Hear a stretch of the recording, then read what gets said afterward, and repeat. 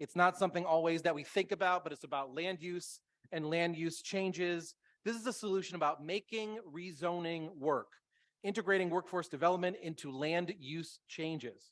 Going to join us in a minute, Eli Dvorkin, the editorial and policy director of the Center for an Urban Future. So again, I'm just going to say this again. You may not be thinking about this normally, but I can tell you neighborhood by neighborhood in New York City, a serious conversation is taking place, and workforce development should be at the fore when we think about rezoning. On that note, give your speaker a round of applause to start.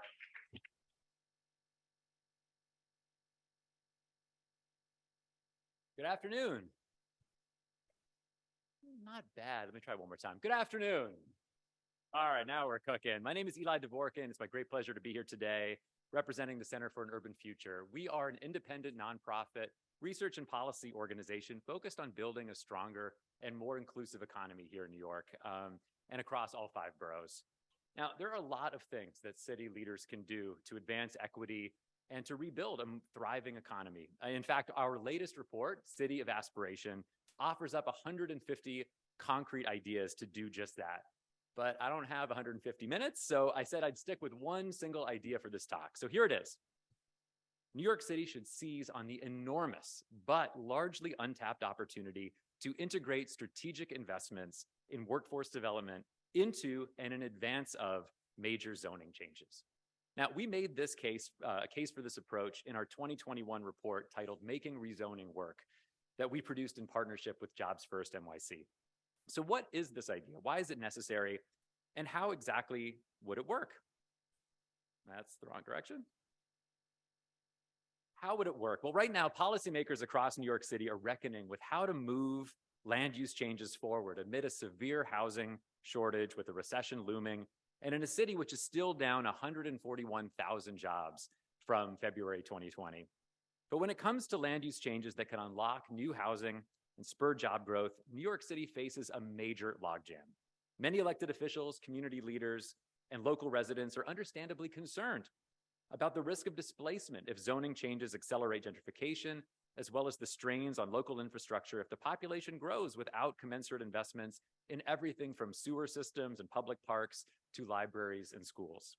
In other cases, land use changes could enable new commercial or industrial development that can spark job creation and build up the city's tax base, but unresolved questions over who benefits economically have caused divisions within communities and slowed or stopped projects that could otherwise really benefit the city and its residents. So there's little doubt that the status quo is unsustainable, but there is far less agreement out there today on how to move land use changes forward equitably and what steps are needed to maximize the benefits and mitigate the risks.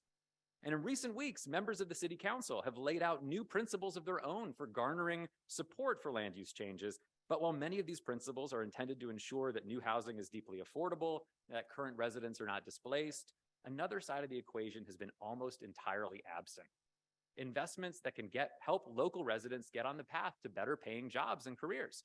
After all, what makes housing affordable isn't just the cost of rent, it's also the income of the resident. That's why city officials should make investments in career training and workforce development an integral part of the rezoning process, and partner with local nonprofit intermediaries, community-based organizations, and effective workforce development providers to lay the groundwork for these investments in advance of major land use changes. So our report, which you see here, Making Rezoning Work, revealed that investments in workforce development have been almost entirely absent from recent rezonings. In fact, while neighborhood rezoning plans of the last several years have included numerous commitments from housing protections for current renters to new community spaces and playgrounds, workforce investments have been minimal or non-existent.